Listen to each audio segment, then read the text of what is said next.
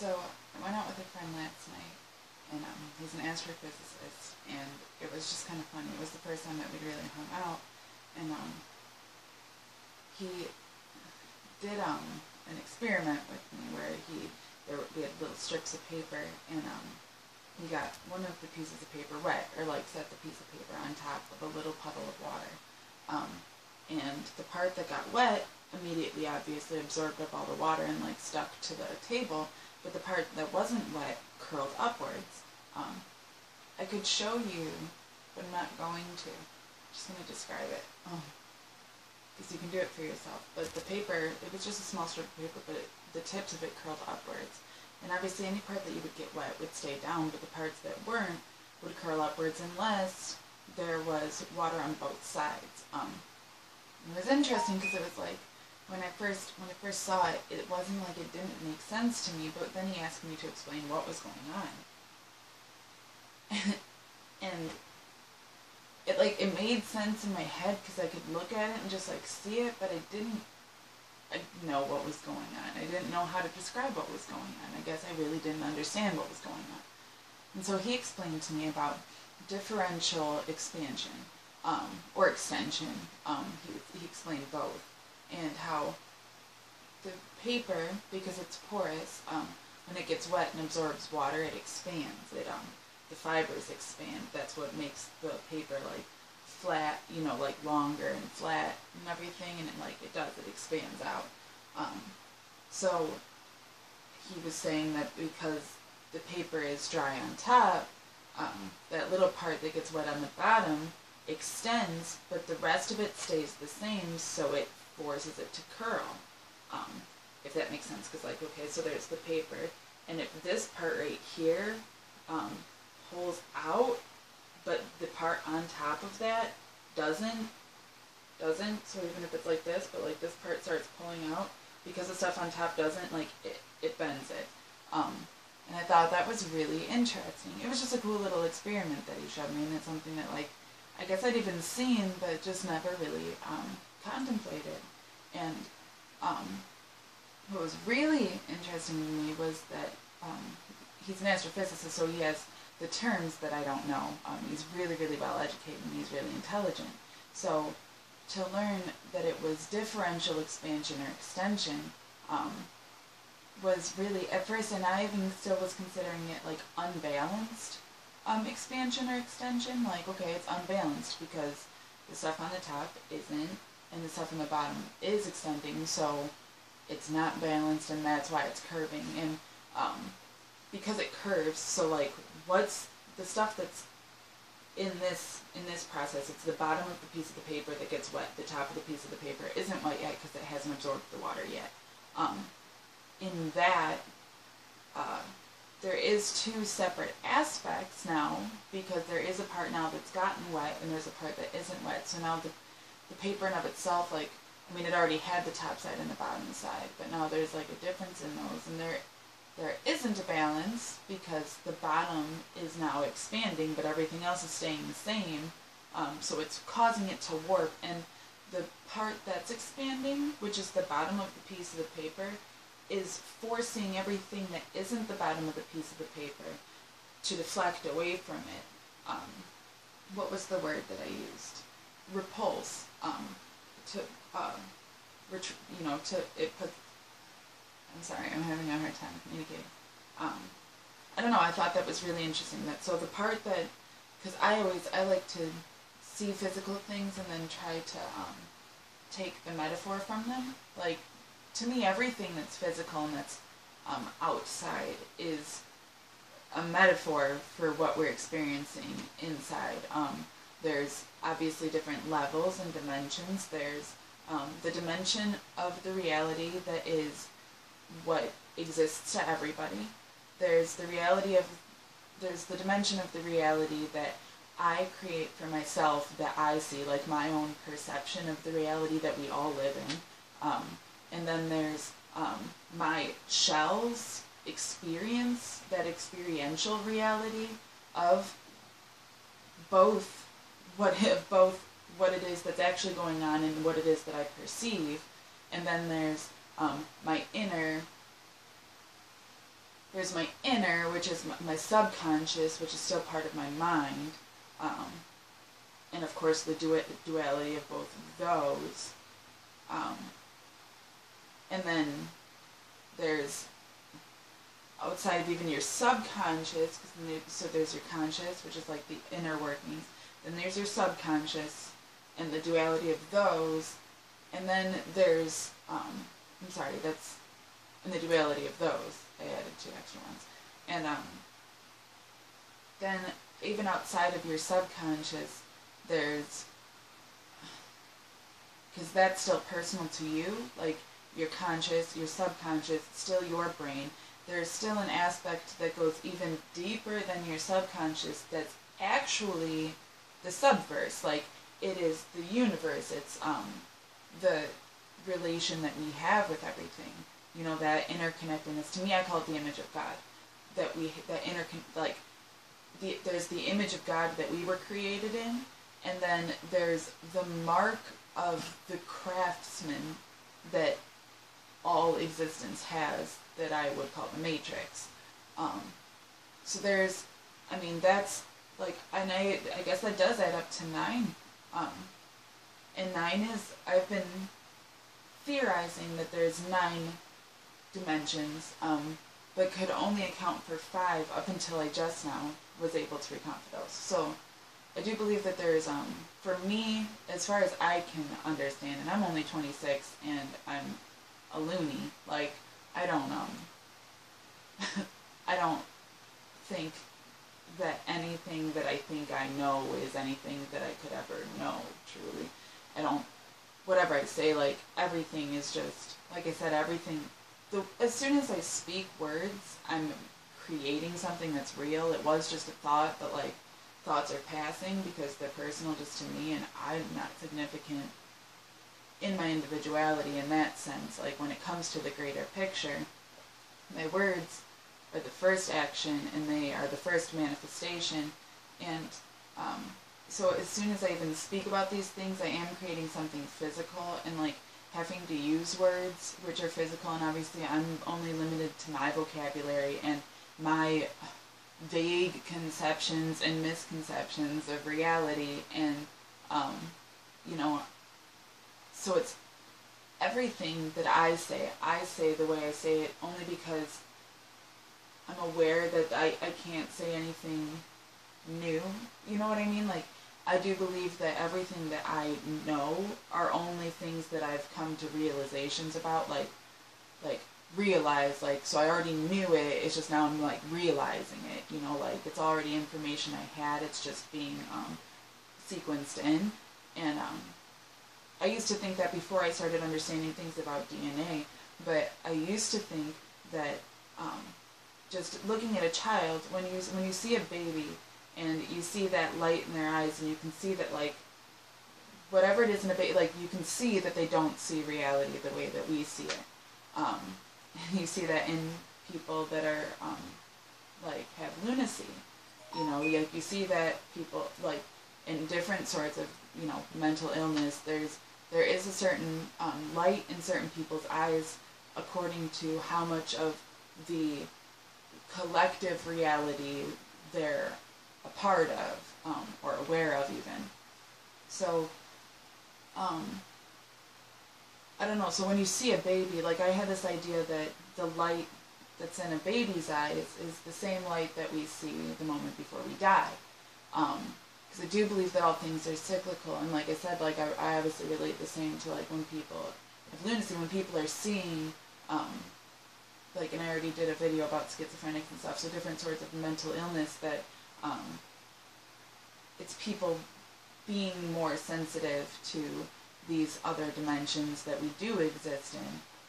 I try to make a point to allow myself to be free to see and experience whatever there is, and, like, I count for 9, but 9 is a number, and it's a physical thing, and I'm making these dimensions physical things because we live in the third dimension.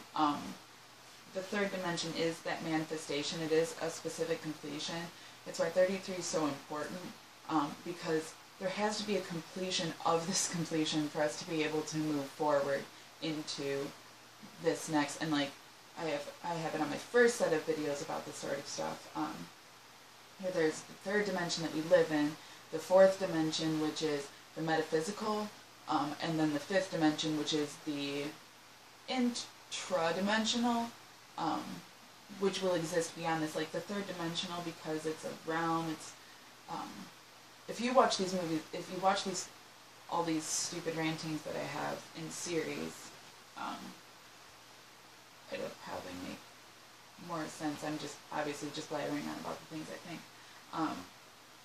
But because we live in the third dimensional reality, like we can't but create third dimensional things.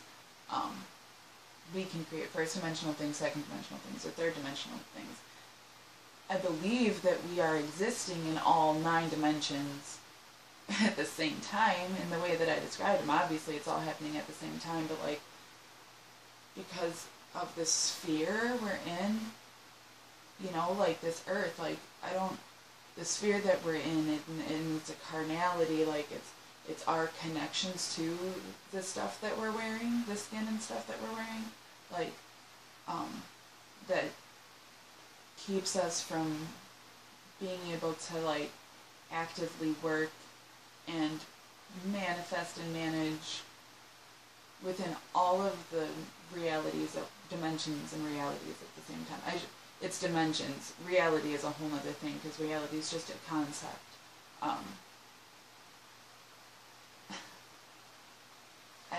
guess I'll read. I wrote this. The other day.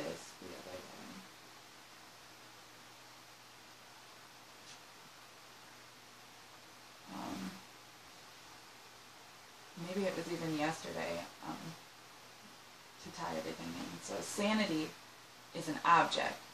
I say that because, one, me saying that makes it an object. The fact that we can talk about it makes it an object and a subject.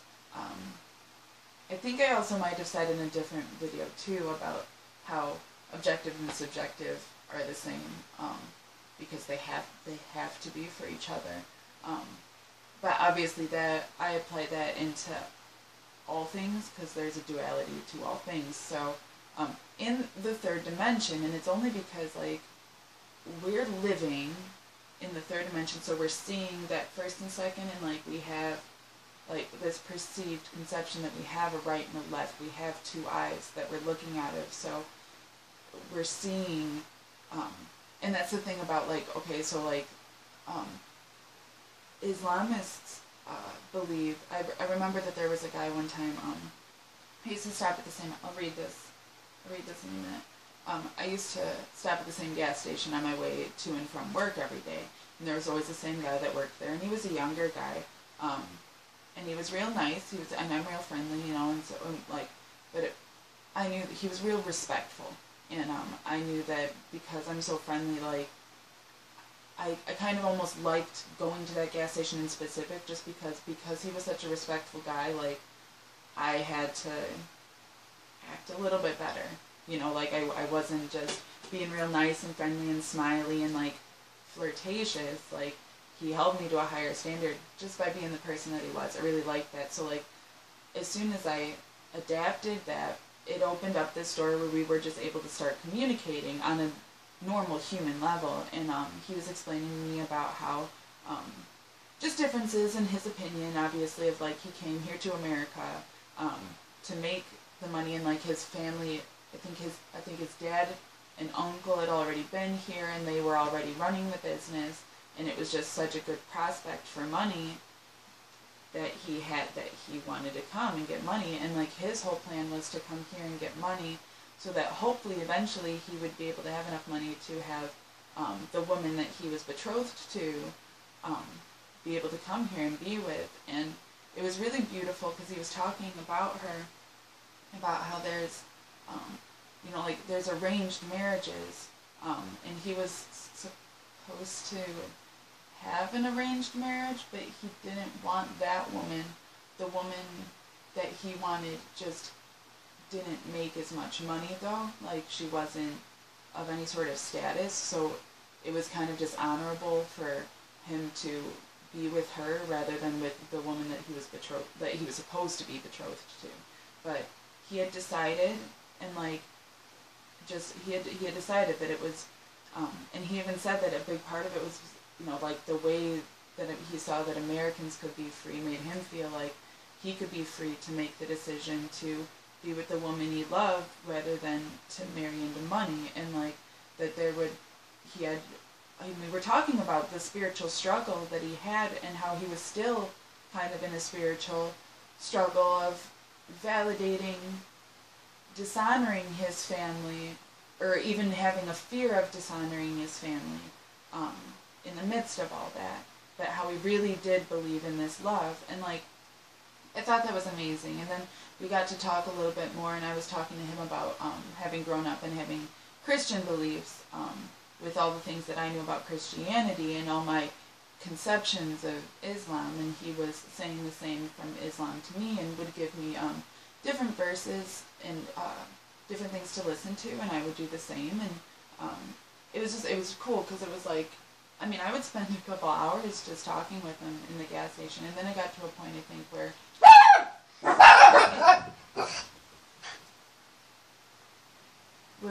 that startled the heck out of me. I think the wind blew.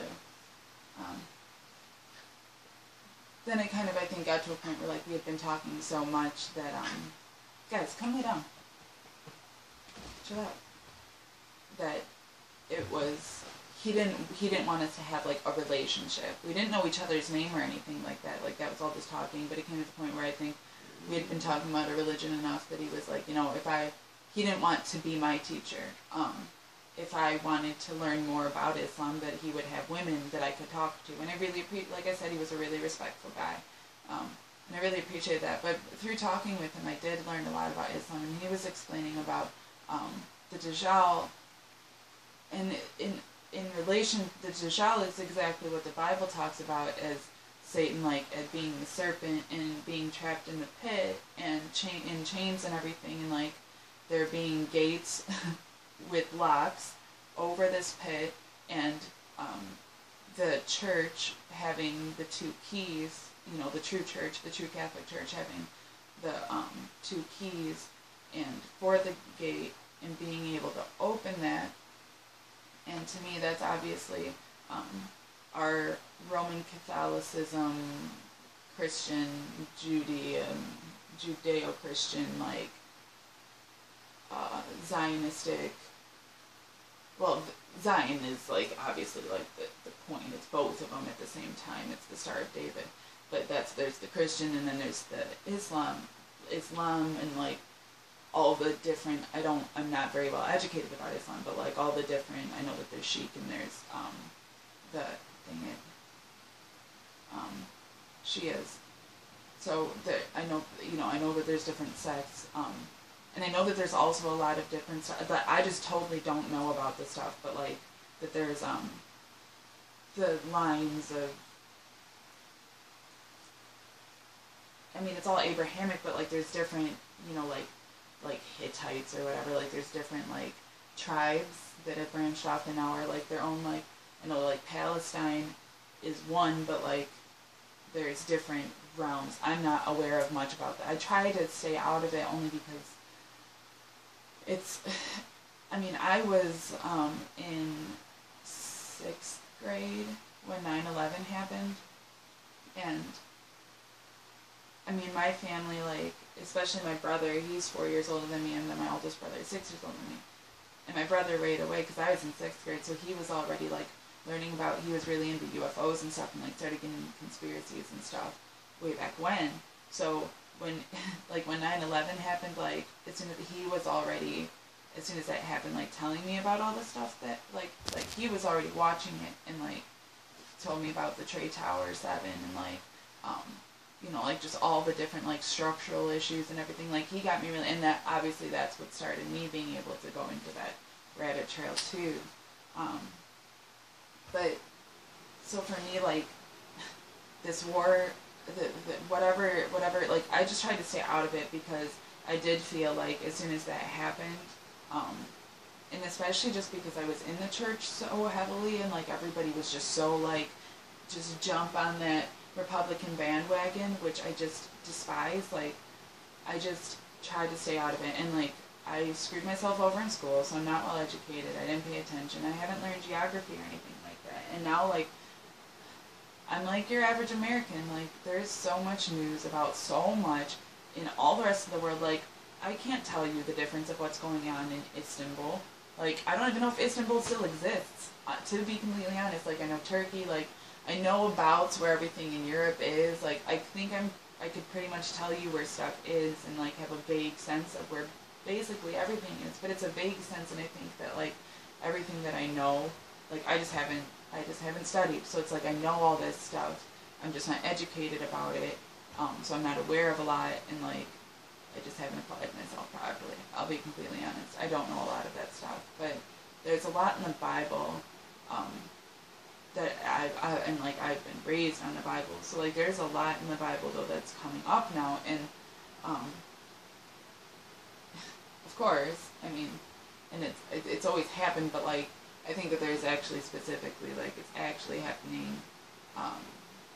There's a lot that's going on because it was set up the same way that the Bible was set up, so like it's all part of the same system, and I'm not talking about a system of men per se. It is. But even that, I guess, goes into my idea. I had an idea that to man, the atom is the smallest thing, and to the universe, man is the smallest thing, and to God, the universe is the smallest thing. And so then to what is God the smallest thing? Or so to the atom, God is the smallest thing. Because God, okay, well, let me think. God is the smallest thing. Without man's, like, without the atoms that even produce thought for man to even consider or interact at all with God, without that, God would cease to exist. So in that way, it is that initial even thought of man to be able to be conscious that creates everything, that makes everything exist. It's our belief of existence that makes existence real. So to me, it's the fear of God, which would be the fear of ceasing to exist entirely, that keeps us from ceasing to exist entirely. If there wasn't our thought, or that initial God, then there wouldn't be anything. There wouldn't be any single atom to produce a single thing. So God is the smallest thing in comparison to a single molecule of thought, because God is creator. Always has been, always is, always will be, non-definitive, vast, infinitesimal, infinite, non-existent thing is God. And to me, even that, I mean, like, God is sanity. Like, for people, there's, so I'll move into that. So God is sanity, and sanity is an object. You can stand outside of it, seeing the bigger picture without noting the finer details. Imagine sanity as a sphere that's smooth on the outside, and it has hidden doors that you don't see when you're standing outside and just looking at it because of the way that the light hits it and everything. Like, you can't see that there's entranceways, but it's filled with holes. You just don't know that. So from the outside, you're looking at it, and it looks like a perfectly smooth sphere, perfectly round sphere, and you're in an art exhibit, a big white art exhibit, and you're just walking around looking at this big brown sphere. You can stand outside of it, seeing the bigger picture without noting the finer details. You can stand inside of it, crawl into the holes, and become absorbed in the finer details without relation to the bigger picture, because as soon as you're inside of it and you see all these holes, well, now you have this whole entire picture. Now you can't even see what it looks like as you're inside of it. Like, you can't see it as the sphere. I would have to think of a better depiction, because I'm still trying to, it's a concept in my head for a piece of art, like, where from the outside it looks like something completely different than it does from the inside. And when you're on the outside of it, it seems so something. And when you're on the inside of it, it seems so something else, and you can't even neither give way to the other. But then you could, obviously, but then, like, the whole thing is, so that's what the piece of art is. That's what my idea of sanity is. Sanity is an object. You can stand outside of it, seeing the bigger picture without noting the finer details. You can stand inside of it, becoming absorbed in the finer details without relation to the bigger picture. Or you can walk through it, appreciating the bigger picture for all the art that it is. Or you can walk through God's art exhibit called life with your eyes closed, because this shit is for sissies and ninnies. But if the universe that you live in is Portland, Oregon, and then I say that if the universe that you live in is the Portland, Oregon of galaxies, then you're better off carbon. You're kind of shit out of luck, because if life is just a work of art by God, which I just described God to you, I use God. I try to not refer to him as he. Obviously, I have a hard time with that because I was raised with that conception, so it just comes so naturally. But when I conceive God, it is a concept. It is indefinable. So me trying to define anything in the third dimension is vain, but I digress. So, what was I saying? I'm sorry.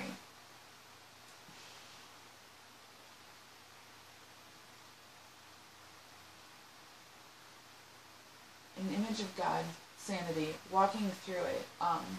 So sanity, and it's funny because, like, that's why I was like, man, I feel insane. I feel crazy being all these things. And it's like, well, no, but that's because I wasn't afraid to walk that line, and I'm not afraid to, like, and honestly, if I have to go a little crazy, I would rather go completely crazy because I slipped and fell the wrong way trying to find the truth than sit around just content with whatever it is that is right here when I know that I could do more.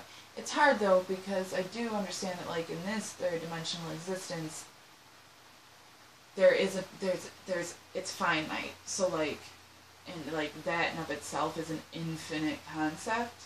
Like, that's, like, for something to be finite, so, like, it's a never-ending cycle. It's a circle. It's a sphere that we live in. It's the round of my eyes that causes the world to not be flat. Like, that's the reason that I have to be able to decisively act either within my third person or within my first person or my fifth person. Effectually,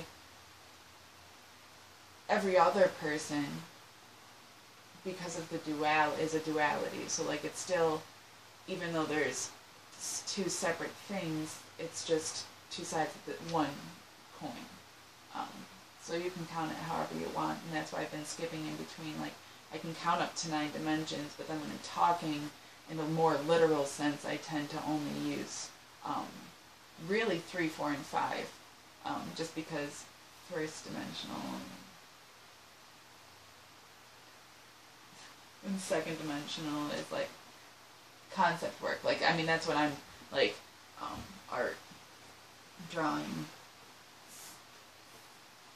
Second dimensional is, your first dimensional is, like, I forget what the word is. I really should have paid attention in science. involuntary muscular movements. Like, you don't tell your, you don't even think about swallowing. I mean, you do, but even blinking and swallowing kind of go, but like your heart beating or your pancreas working, you don't think you consciously think of these things. We have proven now that we do, but the theory is that you don't actively think of those things in the same way.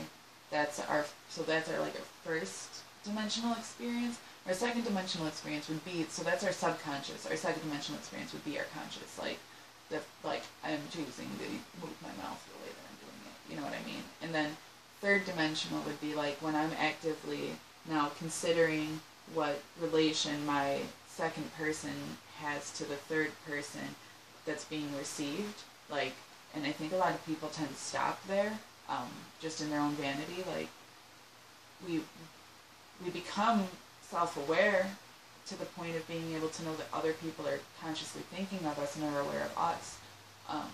And the moment that we are aware of that, we're aware, we're vibrating. But some of us just stay vibrating at that because we're too afraid to do whatever it is that our chemicals do to become that next greater thing. And it's funny because it's like, that to me is the same concept that I had the other day when I was, well, I had it a couple of years ago, but I was reminded of it the other day when I was outside because it was freezing cold and I was barely dressed. And I was thinking about how cold it was and how uncomfortable it was on my skin, the cold. But then I remembered that that the sensation, it isn't cold, it's just a sensation. It's a specific sensation. It's one that I'm allowing myself to, I believe it's uncomfortable. So, right, you know what I mean? Like, and it was like the moment that I realized, or that I remembered that I was choosing for it to be an uncomfortable sensation rather than just a sensation. That's when I, like I said, became self-aware, to know that something else was experiencing me, and instead of stopping there, I let it be. And like, that's the thing about synthesizing the fourth dimension with the third dimension. Like, in order to really link your physical with your metaphysical, you just have to let it be. Like, that's how it does it. Like, it is this thing that's outside of you, but it isn't, so just let it. Like, that, and that's, I mean, for me, the most applicable way that I've learned for that is with, obviously, relationships. I don't want to be in need. I don't want to look at other people like they're some missing piece of my puzzle. I want to hold my own hand. So that goes into the metaphysical, which I wrote earlier. There's the left-hand path and there's the right-hand path. Left hand, right hand, I want to hold my own hand. Because I believe, like, it has to be a balance between the two. There is nothing wrong with giving or receiving. Like, this isn't wrong. It just has to, you can't just be doing this and this. Like, you know, like, you have to be able to do this. And the only way that you can do that is if you do this first, because you have to be able to learn how this is the same exact thing. Like, and I'm not even doing it right. I feel weird about it. My left hand feels real weird about it. My right hand is so dominant, and my right brain is so dominant, and it's hard because, like, it's not even that my right brain, it's not, I even just said that wrong, and wrong doesn't exist. I'm naturally right dominant, but my key is not to change the dominance of my right, but to let it sharpen the dominance of my left. My left is too submissive. I take that back because my whole life I honestly have been learning how to submit my right. But I've been so right dominant that I've been caught in the right. You know what I mean? Like how do I be the best Christian? Like, how do I be the best person? How do I be the best woman that I can be? How do I be the best daughter that I can be? How do I be the best friend that I can be? Like, it was so, because I'm aware, thinking about what other people are perceiving from me and knowing that that is affecting them, and then I'm manifesting those things, but like I'm totally missing out on the fact that I'm supposed to be synthesizing these two to move into a fifth. So like I'm not supposed to stop on this. I'm not supposed to end on this. And like I said, with relationships, like I think so many people just settle. Like so many fucking people settle. Honestly, I think it should be the other way around almost. Like, I know that there's some people that get it, that like it's better to be single than to be in a relationship. But most people don't want to believe that because they're sex obsessed. Like, people want sex and they don't understand sex and they don't understand the difference and similarities between the sexes. So they're just totally convoluted and they can't be alone any longer. They stop at that vibration. They are settling for a misconception of sexuality. And it's just such a shame because it really, like, it probably is like 99 to 1, you know, like where there's like one guy and one girl left in the world that are willing to just be alone and be happy with themselves and not have to have that from anybody else, you know what I mean? Like an actual leader that's actually able to put themselves aside to like show people how it's fucking done. Not somebody that's gonna lead like, here guys, let me carry you along. Like, no, if you're fucking slacking, look at what I'm doing. What am I doing? Do what I'm doing. That's what Christ did. Like, that's my whole thing about Christ too. Like, Christians are, they're just like all these sex obsessed people. Like, they're sex obsessed too. It's all the same shit. Like, it doesn't matter if it's greed or money or drugs or sex. Like, it's all the same thing because you're still trading yourself, like, and not yourself, like, yes, you're trading yourself, like this person, for whatever vain, stupid things exist in this person's reality when there's so much more going on. And I think the moment that we start being able to value each other properly as human beings, like, I'm not saying this at all like I have any sort of handle on it per se, like, I'm definitely getting better at it, but I can't even say that because I've found myself in complete lust. So, you know, I have a really hard time with that. I'm a selfish person. Like, I want to feel good too.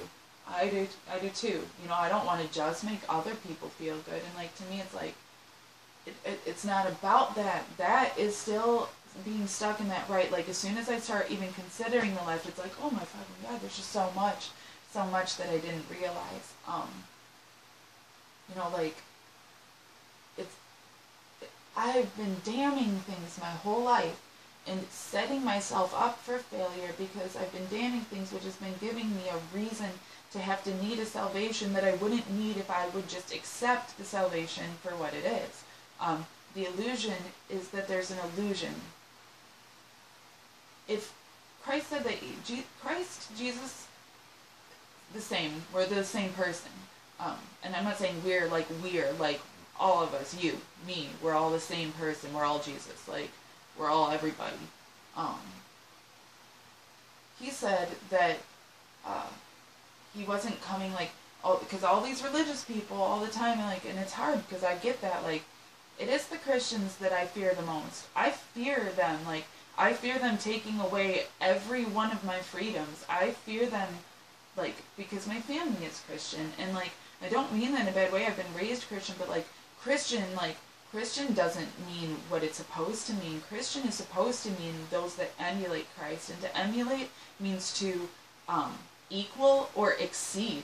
So we're either exactly equal to Christ or even better than Christ. That's what emulate Christ means. So don't go around saying that you're a Christian, which means to emulate Christ, and then tell me that I'm wrong for saying, then let's do what Jesus said and be just like him. Let's do what he did. That's what he was saying. He wasn't saying, follow me, like, follow me. He wasn't saying follow me, like, follow me. He was saying, like, follow me on Twitter.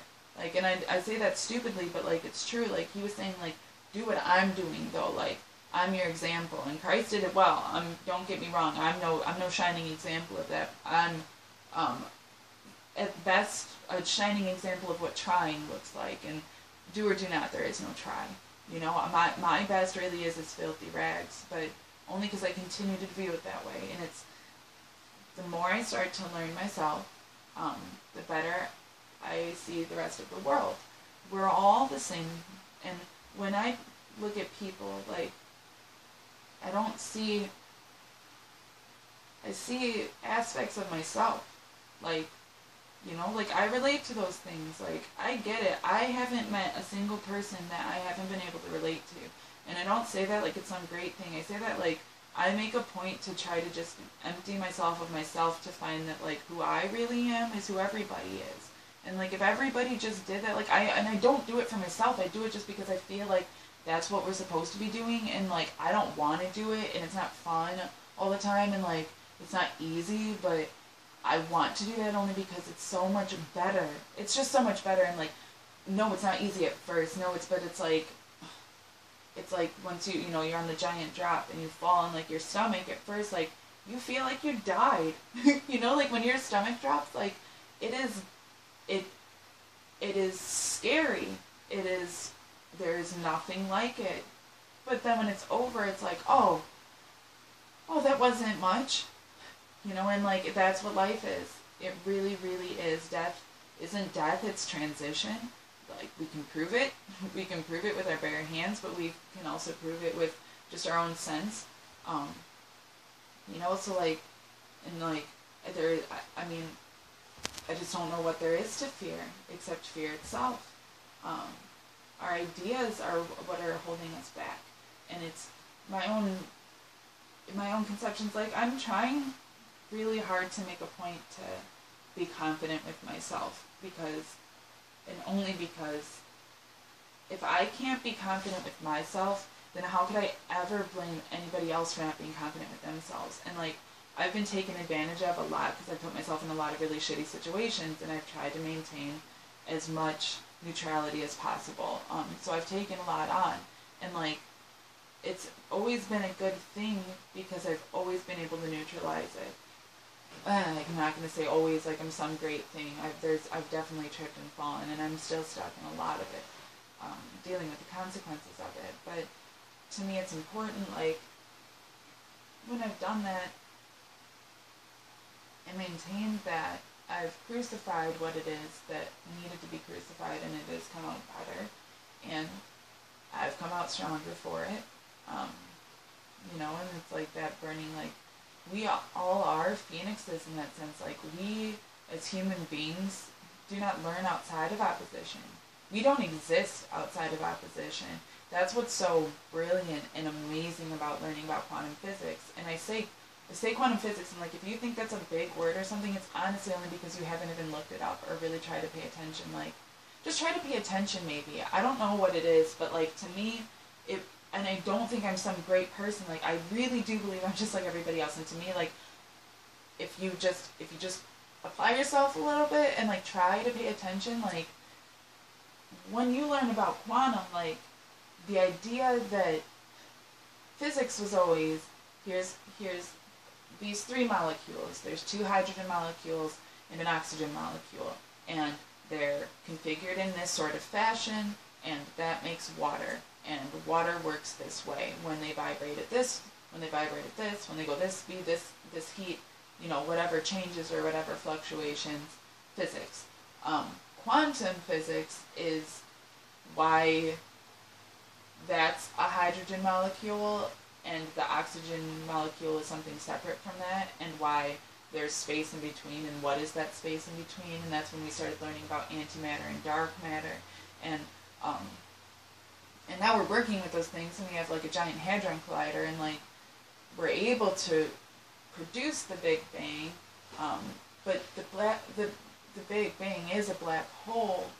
They're the same thing, and it's like whatever side we choose to be on of that coin, like, is where we're going to end up as far as that's concerned. And, like, to me, I just don't think there needs to be a side either. Like, I don't know. I'm convinced only because of like everything that I've just stated has proven, and even beyond my doubting mind, that there isn't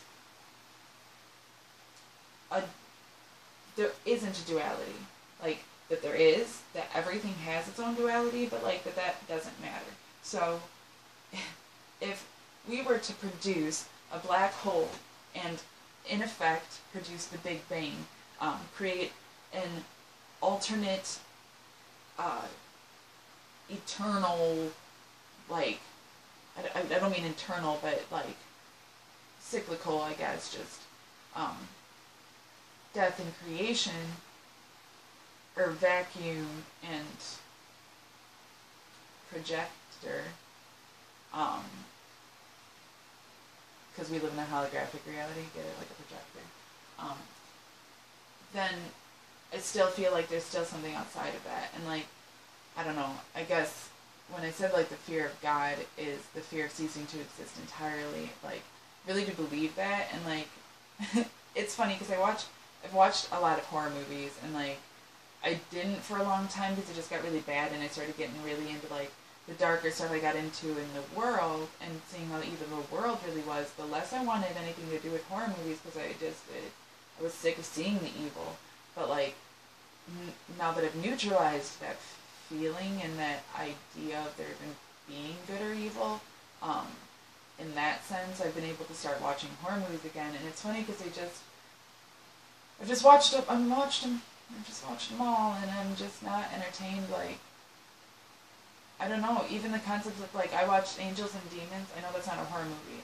It's like the Da Vinci Code. I didn't watch the Da Vinci Code. I haven't seen that, but I did watch Angels and Demons, and like, that to me, at first, was pretty spooky. But even then I was able to neutralize it so quickly, and it was like, I mean, it's good. That's such a great thing, and I love being able to do that. But it's funny because it's like, so I need these like conceptual type works are like what really spooks me. And like, it was funny because like, so after watching all these horror movies and everything for all this time, like, and I'm just not affected by it, like, I'm sleeping like a baby, you know. And then one day I randomly woke up and was just thinking to myself and writing and doing whatever I was, and then I thought of that, God, the fear of God.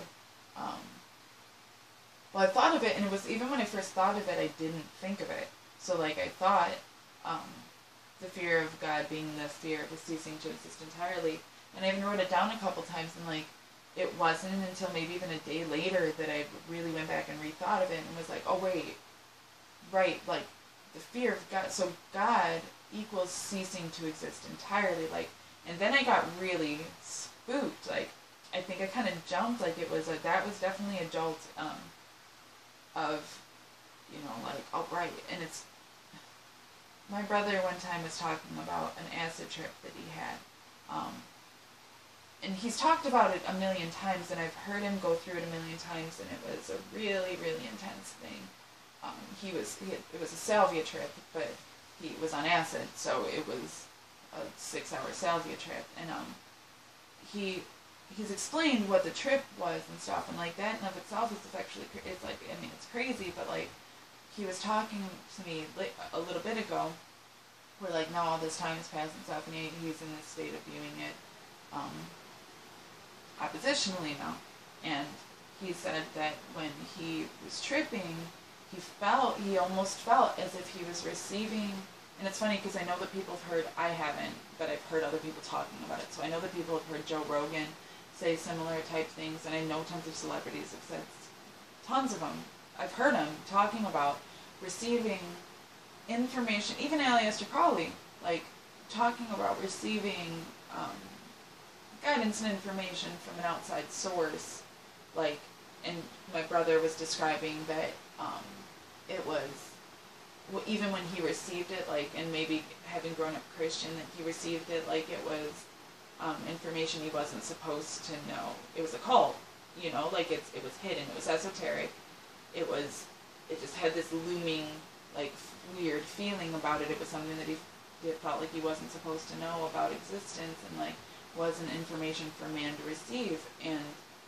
he felt like that was demonic. And so like now that he's in a state of being analytically oppositional, he's viewing the information he received through LSD as demonic. And like I totally understand, and like I agree, but I define those things differently, only because I've learned, like, there has been a significant period of my life, most of my life, since I was 8, from the time that I was 8 until very recently, that I always considered demonic entities and angelic entities, but more demonic entities. I never really found the good entities. I felt like I was, like, the good all came just straight from God through me, and then there was, like, evil outside of me, and, like, even inside of me that I was fighting, but, like, mostly outside of me. And it was scary, but there's always this evil lurking outside, and it's gonna get in, like, you know, and, like, then I watched Let the Right One In. No, I'm just kidding, but kind of, because, it's been a long journey, but I know my friend Kevin told me, first, and I know actually my friend Polly probably actually told me first, but they said it different ways, and I was only able to make the connection recently, that we create the devil in the same way that we create God. That I know that Satan doesn't have any power outside of man, to a Christian, but to the rest of the world that's still true, and it's because we're creating that. We're eating of the fruit of the knowledge of good and evil, because we're choosing to manifest a reality in which good and evil exist. So as soon as we stop doing that and start just seeing things rightly, we will have put to death an old idea, brought to life a new idea. But that's just starting a new cycle. So I still feel like even in that, there's a way to get out of the circle, though. Like, I do think that the Ouroboros is a great representation of this cycle, and I don't think that that's a natural image. So I'm choosing to believe that there's something that I'm missing. If you guys have any thoughts, if anybody ever even watches this shit, I'd really love to know what you think about all of it, I suppose. I don't even know what I've covered, so I guess I'm going to let that be that.